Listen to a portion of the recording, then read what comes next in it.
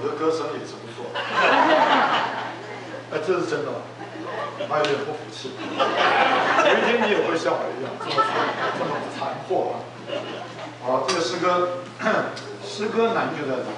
这个诗歌啊都是很美，它的歌词、诗意、境界都很美。所以呢，有的时候太美的诗歌就会叫我们这个不知不觉啊，反而陶醉在那个美感里面啊，却不一定能够更注意这个诗歌里面这个深处的东西。但是呢，这个一首诗歌若是没有诗意，它又缺少了它该有的特质，对不对？因为这个诗歌差不多都是说到人的经历，对不对？这个我们的一生就是一首诗，对不对？这个以佛所说讲，对不对？我们乃是神的杰作，这个杰作它就是诗章子。这个基督徒的一生若不是诗啊，那是非常没有味道，对不对？神可以把我们做得非常非常高级，非常的有价值，但是呢，不什么吸引人啊。比方说，你看这个一个钻石啊，它可能非常高级，可能有价值，但是就要看交在谁的手中，对不对？如果交在一个没有什么艺术眼光的人的手中去琢磨它，琢磨到最后它不会吸引你，它不吸引人，对不对？但是若是交在一个有艺术眼光的这个工艺的匠的手中啊，这个他琢磨之后，他会把整个那个钻石的美特质啊，他借着一个合适的琢磨，他会把它更加的发挥出来。但是呢，难就在这里，大部分人欣赏琢磨后的钻石那个美丽，却会忽略那个钻石本身啊那个可宝贵的价值。好，那这首诗歌我们一读就知道4节，每一节都是由死而生啊，这个句子开始啊，所以这个诗歌它就归类在复活的生命由死而生。这个由死而生这句话，它是完全不合这个受造生命的逻辑的，对不对？所以这就是我希望弟兄姊妹注意，我们不要唱得很美很美，但是呢，忘记了或者说忽略了这个诗歌它的宝贝。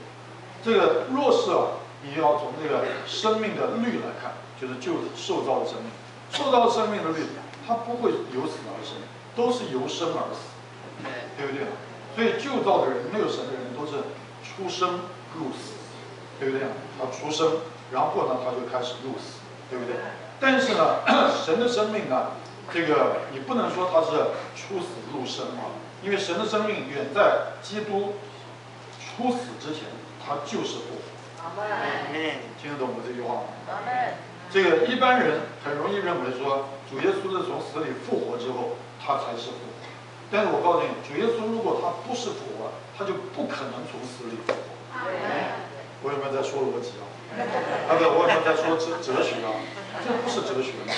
这个主远在这个地上就对马大马利亚说：“我是复活，我是生命，对不对？他不是复活，他就不会复活；他不是复活，他就不可能复活，对不对？这个复活不过是证明他果然真的是复活。不信你去死死看。哇！这个所以这首诗歌你要知道，他说由死而生啊，这个由死而生就是给你看见这个神圣的非受造生命，它有一个新的逻辑，它就把整个旧造的受造生命的那个逻辑完全颠覆，完全推翻了，对不对呢？这个我再说，旧造的生命只有一个可能，就是这个出生入死，就是由生而死，对不对？所以李弟兄有一次讲，那个我很欣赏他那个发表。他说：“事实上，你要知道，每一个人一开始一生下来之后就开始死了，对不对啊？这个我应该不会很难理解吧？这个会很难理解吗？除非我们现在都是10岁的青少年，那就完全不能理解，因为我们都活蹦乱跳、生龙活虎。但若是我们今天在座都相当于一些的年龄，我们就懂，事实上人一生下来之后就开始在死，对不对呢？”这个到最后有一天，他倒在那边断了气了，不过是死的终期嘛，对不对？但是呢，这个复活的生命，他不是，他原来就是复活，但是为着要证明并且显示他是复活，所以他在一个颠倒过来的次序里面，他是由死而生。你看这是不是非常的宝贵？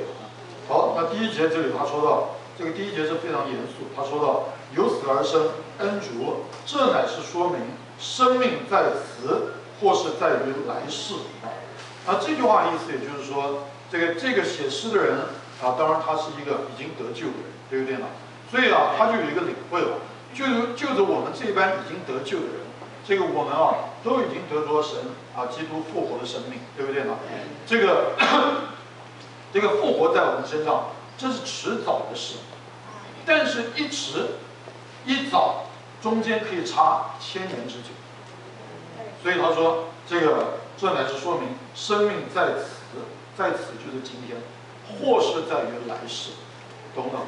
这个我们已经得救了，这个我们一定会复活，对不对呢？我们一定会有翱翔生命的复活。我现在想复活，不是说主来的时候，这个死人要复活。你知道，当主再来的时候，连不信主的都要复活。